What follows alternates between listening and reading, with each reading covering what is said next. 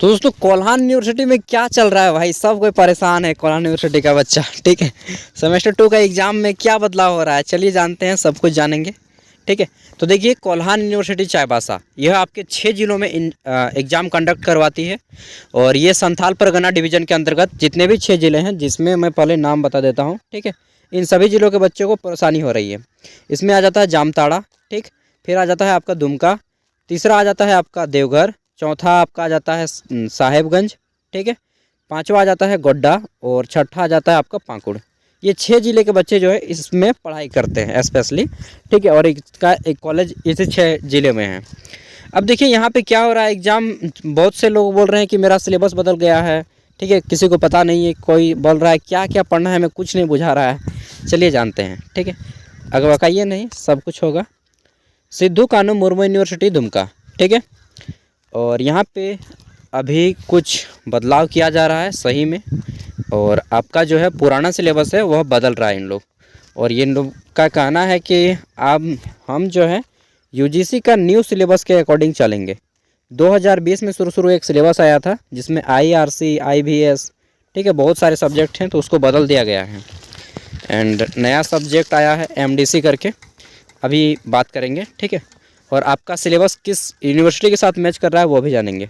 तो देखिए ये एक नोटिस है और इस नोटिस को अभी तक वेबसाइट पे अपलोड नहीं किया गया है, ठीक है। और जब तक वेबसाइट पे अपलोड नहीं होता है तब तक हम लोग इस पर ट्रस्ट भी नहीं कर सकते हैं। तो फिर क्या करें, तो फिर अभी आप अनुमान लगा लीजिए, भांप लीजिए, ठीक है। देखिए ये 23 फरवरी को टाइप किया गया है SKMU के द्वारा, और यहाँ पे बोला गया है टू द प्रिंसिपल, ठीक है, अच्छा से नहीं दिख रहा है, मॉडल एंड आर्टिफिशियल कॉलेज का कोई है, ठीक है, SKMU दुमका। और यहाँ पे बोला गया है सब्जेक्ट कि रिगार्डिंग आपका ये commencement of the class UGSM2 from 28 February 2014। और सर डियर सर बोला गया है कि एज यहाँ पे directed an as per decision of NEP मतलब न्यू एजुकेशन पॉलिसी, ठीक है, committee of SKMU you are requested to start the classes, ठीक है, of following subject for UGSM2। और 22-26 सेशन बोला गया है यहाँ पे, as for NEP 2020 from 28 February 2014। तो इनको क्लास स्टार्ट करने के लिए बोला जा रहा है। और यहाँ पे देखिए कुछ है इनका कि सब्जेक्ट नाम है, क्रेडिट सिस्टम एक तरह से टाइमिंग होता है पढ़ाने का आवर, ठीक है, किसमें कितना पढ़ना है। तो देखिए मेजर पेपर 3 और मेजर पेपर 2 अभी आप लोग का हुआ नहीं है, डायरेक्टली मेजर पेपर 3 आ गया है। MDC 1 MDC 2, ठीक है, MDC का मतलब होता है मल्टी डिसिप्लिनरी कोर्स, ठीक है। फिर डिजिटल एजुकेशन है और इधर मार्क्स दिए गए हैं, ठीक है। अब चलिए बात कर लेते हैं और कुछ। देखिए यहाँ पे एक चीज़ इन्होंने बोला है कि आपका जो क्लास चल रहा था इसको इमीडिएटली स्टॉप किया जाए, ठीक है। Note classes of following subject should be stopped immediately. और इसमें IRC का सब्जेक्ट है, IBS का और आपके वोकेशनल का, ठीक है। देखिए इन्होंने ये सारे सब्जेक्ट को पढ़ने से मना कर दिए हैं, ग्लोबल सिटीजनशिप हो गया, ठीक है। अब जो यूनिवर्सिटी पढ़ लिया वो पढ़ लिया, लेकिन अब जो है अब सबको नया पढ़ना पड़ेगा। मतलब हर बार नया, क्या चल रहा है यार, कोई स्कूल यहाँ पे ट्यूशन खोल के बैठे हैं कि तुरंत सिलेबस बदल देता है इन लोग, ठीक है। मतलब मजाक बना दिया है शिक्षा को आजकल तो। देखिए यहाँ पे बोला गया है कि above subject are not according to NEP। जब NEP के अकॉर्डिंग नहीं है तो आप लोग कहाँ से उठा के डाल दिए थे अपना वेबसाइट पे, ठीक है। और काहे डाले थे यार, थोड़ा सा रिसर्च कर लीजिए दोस्तों। अभी एक यूनिवर्सिटी है ऐसा जो अपना सिलेबस सब कुछ सेम टू सेम, कुछ भी चेंज नहीं किया है, और आपका जो सिलेबस अभी दे रहा है वह पहले ही 1 साल पहले ही दे चुका है। झारखंड का ही एक यूनिवर्सिटी है, अभी मैं आपको नाम भी बताऊँगा, ठीक है। एंड सेमेस्टर एग्जामिनेशन में नॉट बी कंडक्टेड, ठीक है, ये बोला गया है। तो अभी आपका एंड सेमेस्टर एग्ज़ाम कंडक्ट नहीं होगा, हो सकता है और 1 महीना टाइम लग जाए। और देख लेते हैं तो यहाँ पे नेक्स्ट आपके ये थोड़ा सा क्लियरली मेंशन किया गया है, ठीक है। चलिए देखते हैं इस पर।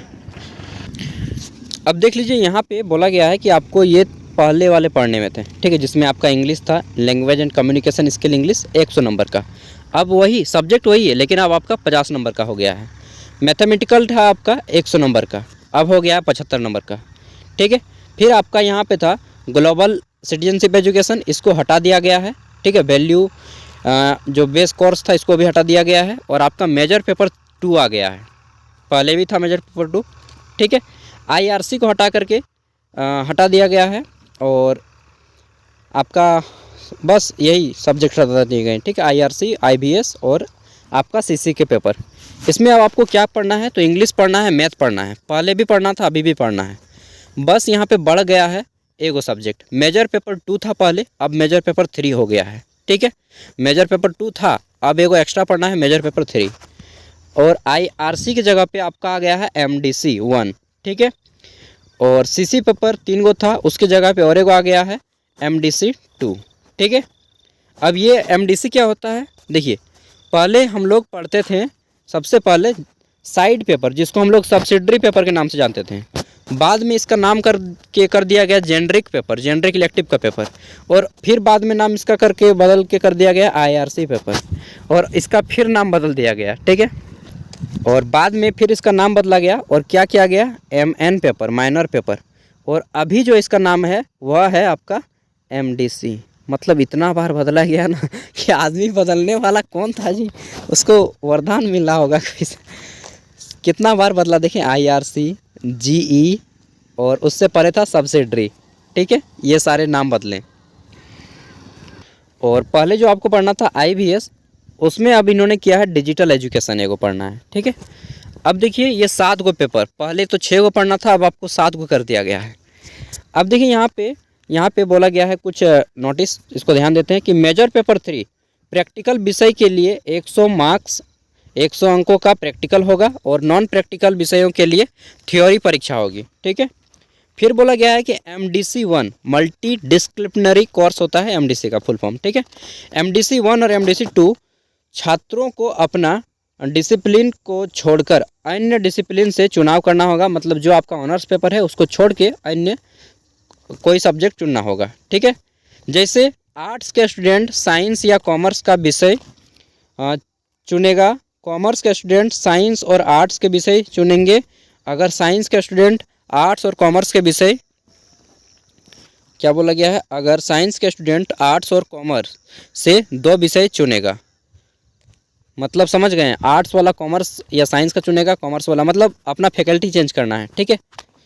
नेक्स्ट है, पहले जो इंग्लिश का 100 मार्क्स का एग्ज़ाम होने का था, अब वह कितना मार्क्स का होगा, 50 मार्क्स का।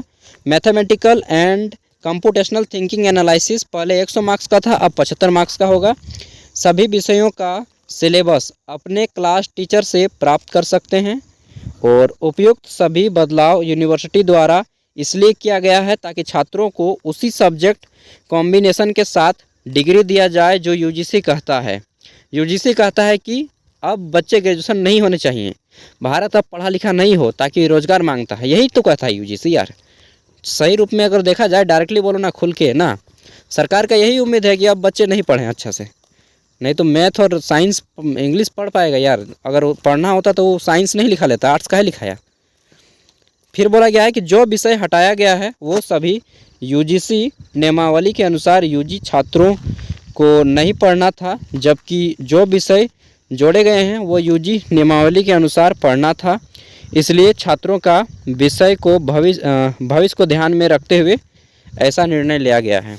समझ गए दोस्तों। अब मैंने एक बोला था कि आपका एक यूनिवर्सिटी है जो इन सब को जो है ना सेमेस्टर 1 से ही लागू कर रहा है 2023 से, और उसका नाम है कोल्हान यूनिवर्सिटी चाईबासा, ठीक है।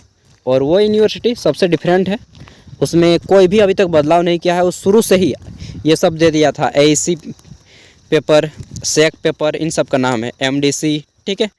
वो पहले ही दे चुका है और मालूम नहीं वो थोड़ा सा लेट एग्ज़ाम लिया, सबसे लास्ट में भी एग्ज़ाम लिया इसी कारण, ताकि वो बच्चों को परेशान ना करना चाहता था बार बार।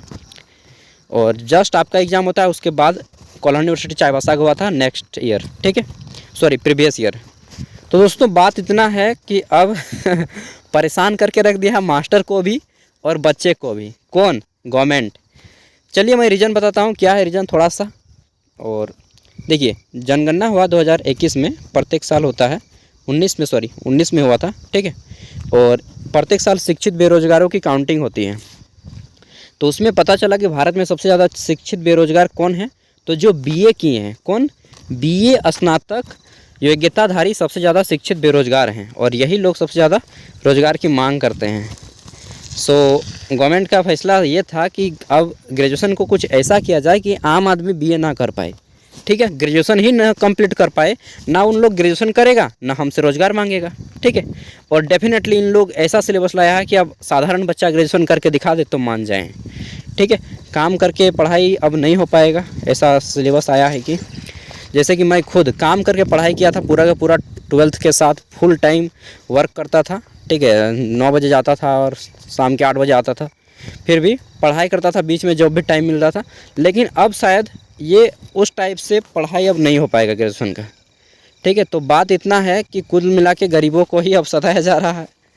एनईपी एक तरह से अमीर जो घर के हैं, मतलब फुल टाइम देना पड़ेगा पढ़ाई में, ठीक है। और एक तरह से अच्छा भी है, लेकिन हाँ, इतना जल्दी बदलाव धीरे धीरे होना चाहिए। कोई भी बदलाव अचानक से बदलाव नहीं करना चाहिए। बाकी आपकी मर्ज़ी, अब आपको पढ़ना है तो फुल टाइम पढ़ना होगा।